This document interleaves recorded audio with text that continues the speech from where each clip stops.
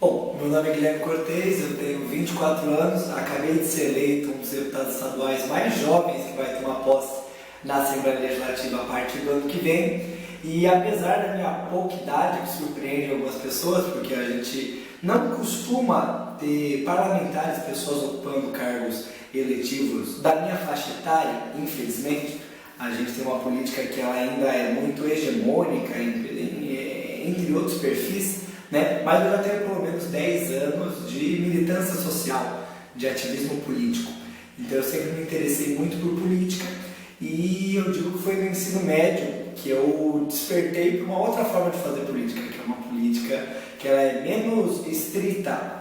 às causas legislativas, ao universo das eleições e mais aos movimentos sociais. Foi quando eu conheci o movimento estudantil, quando eu participei das manifestações contra o aumento da tarifa em julho de 2013 e depois que eu participei das ocupações de escola estadual que aconteceram em São Paulo em 2015. Em 2014, no meio desse processo todo, eu decidi me filiar no PSOL, não com uma perspectiva de disputar qualquer eleição ou imaginando que eu viria a ser eleito para qualquer cargo, mas por identificar no partido uma convergência com os meus ideais políticos. E desde então eu tenho sido um ativista político. Em primeiro lugar, me mudei para Franca, no interior de São Paulo, em 2016 para fazer Direito na Unesp. Me envolvi muito com o movimento estudantil, com a militância na cidade, com a militância no interior de São Paulo, o que me levou em 2020 a ser candidato a vereador. Embora Franca seja uma cidade muito conservadora, a gente teve uma surpresa muito boa, que foi ter sido a quarta candidatura a vereador mais votada da cidade.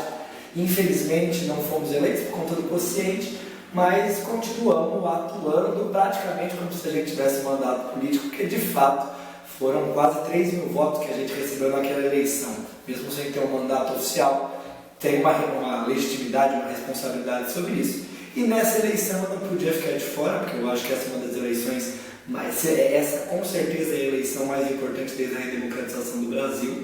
E eu não podia assistir ela de fora, mas sim dar a minha contribuição, não só para a região de Franca, mas para toda essa disputa que a gente está vivendo em São Paulo e no Brasil. E por isso fui candidato a deputado estadual pelo PSOL, apoiando o Fernando Haddad para governador, Lula para presidente, e tivemos uma surpresa ainda melhor, com uma campanha muito simples, muito humilde, de um jovem LGBT de esquerda, sendo o primeiro deputado estadual eleito de esquerda na região de Franca, um dos mais jovens da história, um dos poucos LGBTs ocupando esse espaço. Então, acho que essa é uma apresentação. Eu acho que a questão da falta de perspectiva para a juventude, ela não diz respeito só à questão do emprego, embora evidentemente isso seja central, mas sim com a gente ter cidades que elas sejam mais acolhedoras e tenham mais oportunidades em todos os âmbitos. Então, Serra Negra, por exemplo, não tem nenhuma instituição de ensino superior aqui. Então, é evidente que quando você termina a escola, se você pretende cursar uma faculdade, você tem que migrar para outra cidade. As oportunidades culturais, principalmente de cultura alternativa para a juventude, são muito limitadas no interior de São Paulo como um todo. Franca também é uma cidade que, embora tenha 350 mil habitantes, onde eu moro hoje, tem uma cultura muito pouco aproveitada, tem muito potencial cultural, muito potencial artístico, educacional, mas isso é subaproveitado. Penso que por conta de uma estrutura política muito arcaica, muito ultrapassada que a gente tem na maioria das cidades do interior. A gente pode ter algumas exceções, como Araraquara, que eu acho que é uma cidade bastante avançada,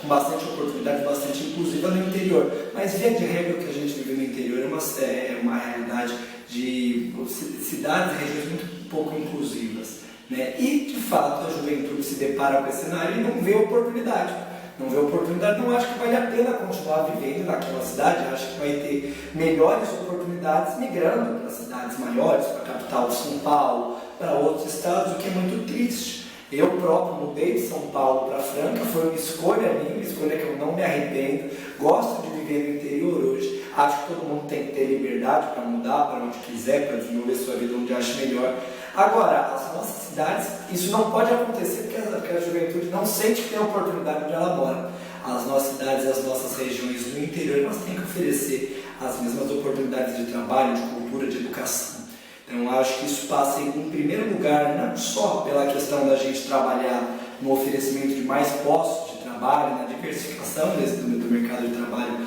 nas nossas regiões, mas principalmente com uma política de cultura que valorize a cultura ativa, a cultura viva nas nossas regiões, que valorize o trabalho que os nossos artistas independentes fazem. Muitas vezes jovens artistas têm que, com muito talento, têm que mudar de cidade, encontram mais reconhecimento fora de onde eles moram do que nas cidades deles mesmos, e um investimento em educação. Especialmente a gente vai falar de educação profissionalizante, ensino superior. Eu acho que não tem como a gente manter essa juventude nas cidades se não tem uma oportunidade da pessoa poder se profissionalizar, se capacitar para o trabalho ou mesmo se formar na faculdade.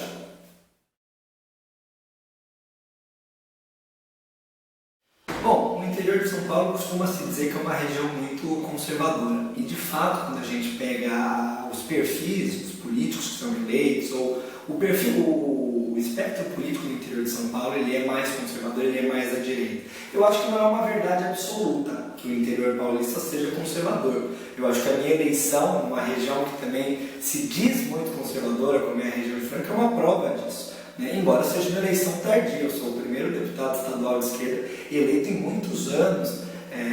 na região de Franca. E de fato muitas cidades, muitas regiões do interior têm poucas bancadas parlamentares de esquerda ou mais diversas, com mais jovens, mas outros perfis ocupando. Eu acho que no interior de São Paulo a gente tem estruturas políticas arcaicas mais consolidadas, mais cristalizadas. Enquanto a gente tem outras cidades que são maiores, eu nasci em São Paulo, por exemplo, onde a gente tem os mesmos problemas. Então não é como se a cidade de São Paulo também não tivesse coronelista, também não tivesse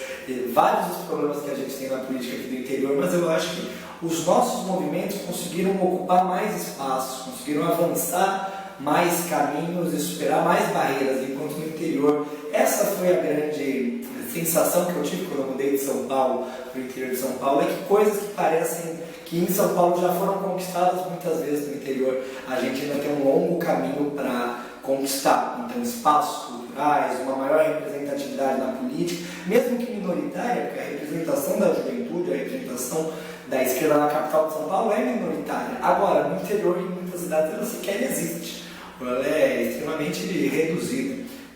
Então, eu acho que tem muito a ver com a composição social, com o perfil econômico, com a presença e a prevalência do agronegócio, de setores conservadores que dominam a política. Então, a Assembleia Legislativa, onde eu vou começar a trabalhar a partir do ano que vem, ela majoritariamente é dominada por figurões políticos, caciques regionais de regiões do interior, se dizem representantes daquelas regiões, e não exatamente fazem isso porque não representam a maioria da população das suas regiões, mas alguns poucos interesses, na minha opinião. Eu acho que é uma junção de fatores, mas eu acho que isso não é um fator absoluto. Eu acho que o interior de São Paulo, eu tenho rodado o interior de São Paulo agora, desde que fui eleito no segundo turno, para defender e para incentivar isso. Não é uma região entregue para o atraso, também tem muita diversidade, tem muita cultura, tem muita juventude, tem muita gente resistindo, tem muita gente construindo seus coletivos, construindo as suas mobilizações, também aqui em Serra Negra, também em todas as regiões do interior de São Paulo.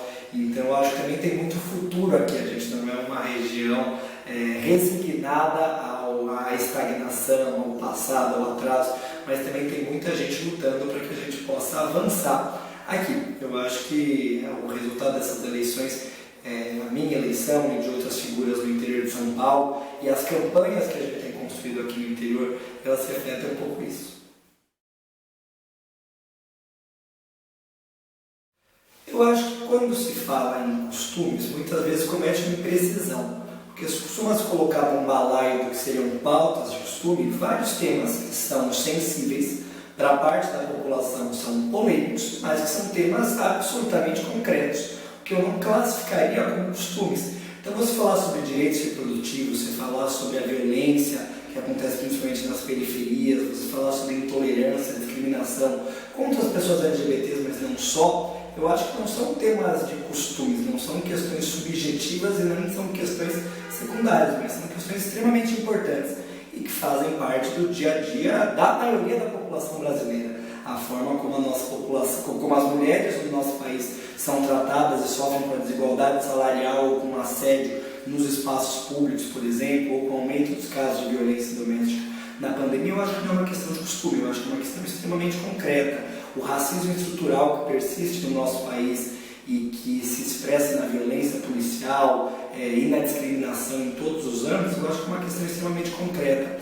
As mulheres negras, elas recebem um percentual menor de anestesia no parto, por exemplo, do que mulheres brancas. Eu acho que isso é uma questão concreta que diz respeito ao dia a dia, né? Ao dia a dia de como as pessoas conseguem emprego, como elas conseguem se sustentar. Agora, o que eu acho que é uma grande diferença é que uma parte da disputa política que a gente tem hoje no nosso país, ela é enviesada de uma forma a fazer com que esses temas confundam a população, para tentar desviar do foco. Então, criar verdadeiros espantalhos ou disseminar o pânico entre a população para que as pessoas enxerguem problemas e inimigos onde eles não estão de fato, né? Eu acho que quem faz isso é quem não pode falar sobre a verdade, ou não pode falar de uma forma concreta sobre os problemas que a gente vive. Hoje a gente tem 33 milhões de pessoas no Brasil em situação de insegurança alimentar, passando fome, num país com uma riqueza de recursos naturais onde não falta nada para você plantar, para você cultivar, para você criar ou para você beber, e a gente tem uma situação de milhões de pessoas passando fome no Brasil, a gente tem um índice galopante de desemprego e uma crise humanitária e social instalada que se expressa que principalmente nas cidades grandes e médias a gente tem cada vez mais pessoas tendo que viver na rua, né? E muitas vezes as pessoas preferem não ver a realidade de quem vive na rua, mas quem está na rua muitas vezes são pessoas trabalhadoras que foram despejadas porque não conseguiram pagar o seu aluguel, né? Então a crise social, a ameaça da miséria, da pobreza, do desemprego, ela ronda as famílias brasileiras, né? E a vida da maioria das famílias brasileiras, exceto de quem já é muito rico, piorou muito nos últimos anos, com esses últimos governos, com o congelamento dos gastos em serviços públicos. Então, eu acho que quando se tenta usar temas ditos de costumes, que eu acho que também são temas importantes, porque dizem respeito a uma parcela importante da população, mas quando se tenta usar esses temas como uma forma de você confundir, você disseminar o medo, o pânico, ou atiçar, incentivar a discriminação e intolerância das pessoas, eu acho que quem faz isso só tem como objetivo gerar confusão, espalhar desinformação e dissimular a vontade da população para não falar a verdade sobre a situação que a gente vive hoje no Estado e no país. Eu acho que o Estado de São Paulo se orgulha muito, tem uma tradição de se chamar de locomotiva do Brasil e se orgulha do papel econômico e politicamente do país. Agora, embora São Paulo tenha o maior PIB do país, o governo de São Paulo tem o maior orçamento do país, São Paulo também é o principal estado em desigualdade social no Brasil. Um estado em que tem muita riqueza concentrada, muita riqueza acumulada, mas a gente também tem muita miséria, tem muita pobreza. O interior de São Paulo é uma região muitas vezes abandonada pelo governo do estado de São Paulo, embora se tente criar uma aparência de que não falta nada, de que não tem problemas. No interior a gente sabe que muitas vezes no interior a gente sofre ainda mais com a ausência de investimentos, de recursos básicos dos nossos serviços públicos. Na região de onde eu venho, Franca, chegou a faltar vacina de H1N1, da gripe, para não falar do atraso na remessa da vacina da Covid, da quarta dose, agora que é uma realidade que a gente passa no interior. Então eu acho que uma prioridade para que São Paulo seja de fato um estado protagonista e faça jus ao seu papel no país, combater a desigualdade social. Então você ter política de renda, você ter política de combate à fome, você ter uma reforma tributária onde não seja a população mais pobre do nosso estado que mais pague imposto, mas que isso seja compatível com a renda de cada pessoa, né, que você possa financiar esses nossos serviços públicos de uma maneira equânime, de uma maneira isonômica, né? Eu acho que a gente precisa recuperar a qualidade dos nossos serviços públicos e isso não se faz sem a gente valorizar os nossos servidores públicos, né? Os servidores públicos são os responsáveis por a gente ter acesso aos serviços de educação, de saúde, de assistência social, de segurança, mas ao mesmo tempo esses servidores nas últimas décadas têm cada vez mais perdido garantias, direitos, qualidade para realizar o seu trabalho, principalmente nessa última gestão do João Dória, que teve confisco da aposentadoria, reforma da Previdência, fim das faltas abonadas e de vários direitos dos nossos servidores. Então, acho que é fundamental para o Estado de São Paulo combater a desigualdade, também é fundamental que o Estado de São Paulo valorize e recupere os direitos do funcionalismo público, porque sem um servidor valorizado, a gente não consegue ter um serviço de saúde, de educação, de assistência social, de tecnologia de ponta. Além da gente enfrentar, e essa será uma das prioridades do nosso mandato, a profunda crise ambiental e climática que a gente vive, que muita gente trata como um assunto que a gente sempre pode deixar para depois, sempre pode tratar como de maneira secundária, mas é uma iminência, é um problema que não tem data para começar, porque a gente já está vivendo com as consequências do aquecimento global, das mudanças climáticas, de uma crise ambiental cada vez mais severa, sobretudo aqui no interior de São Paulo, onde em algumas regiões falta água, em outras regiões tem tempestades de terra e outros eventos climáticos que são extremos e que são atestados de que a gente vive uma situação atípica. Então eu acho que tem muitas pautas, tem muitos assuntos para a gente lutar aqui no estado de São Paulo, para que ele possa ser de fato um estado à altura do que pode ser, à altura do seu povo, que trabalha muito, que gera muita riqueza, para ser um estado mais democrático, um estado mais acessível, mais inclusivo, que valorize mais a sua cultura, que valorize mais a sua gente. E são várias lutas que a gente vai estar dando a partir do ano que vem na Assembleia Legislativa. O interior do estado de São Paulo deu vitória no primeiro turno para o presidente Bolsonaro e para o seu candidato a governador Tarcísio. Nesse segundo turno eu estou rodando por todas as regiões do estado de São Paulo para construir as campanhas do Lula e do Fernando Haddad. Eu acho que ninguém do estado de São Paulo tem motivo para votar num presidente que foi responsável por 670 mil mortes durante a pandemia, que fez um governo absolutamente negligente com a população durante um dos momentos mais difíceis da nossa história recente, foi a pandemia de Covid-19, um governo com pretensões declaradas autoritárias, que não tem apreço nenhum pela democracia, sequer pelo nosso sistema eleitoral, que a todo tempo incita a população a duvidar do nosso sistema democrático e a praticar a violência contra quem pensa diferente. Um governo que foi responsável pela piora generalizada na condição de vida da nossa população, com o aumento da fome, do desemprego, da miséria e com uma vida mais difícil para a maioria do nosso povo. Muito menos um candidato ao governo que sequer de São Paulo é. E o problema não é ser de São Paulo, porque o estado de São Paulo foi construído com o suor e com o sangue da população nordestina e de imigrantes de todo o país e de todo o mundo também. O problema é não conhecer o estado que pretende governar, o problema é não saber sequer onde ele vai votar, porque na verdade ele arrumou um imóvel só para ter domicílio eleitoral em São José dos Campos, mas sequer sabe onde vota porque nunca morou ali. O problema é não conhecer a realidade do nosso estado e querer importar para cá políticas que não deram certo do governo federal ou de outros estados. Ele disse recentemente que ele quer instituir aqui em São Paulo o modelo de segurança pública do Rio de Janeiro, que eu acho que não é um modelo para ser seguido por ninguém. Então eu acho que a gente está num segundo turno muito decisivo. Eu acho que o interior de São Paulo tem um papel muito decisivo, porque é um dos maiores colégios eleitorais do país. Por muito tempo foi reduto eleitoral do PSDB e de 2018 para cá a gente vê uma migração do eleitorado do interior para o bolsonarismo. E eu acho que a gente tem um desafio muito grande, que é convencer o eleitorado aqui no interior de que mais 4 anos de governo Bolsonaro, ou de que o mandato de um aventureiro como Tarcísio, representaria o aprofundamento de um desastre, de uma catástrofe aqui para a população do nosso estado. Eu acho que, felizmente, essa eleição marcou a derrocada do PSDB depois de quase 30 anos do governo do estado de São Paulo, de precarização dos nossos serviços públicos, de negligência com o interior, de recorrentes escândalos de corrupção. Agora eu acho que o Tarcísio aprofundaria esse retrocesso, aprofundaria esse perigo. Por isso, nesse segundo turno, eu estou me somando com todas as minhas forças. A campanha ainda não acabou e a gente está mobilizando em cada cidade, sobretudo no interior, para mostrar que no interior também tem luta, também tem resistência, também tem uma esquerda ativa, e no interior a gente também pode virar esse jogo para eleger Fernando Haddad governador e Lula presidente.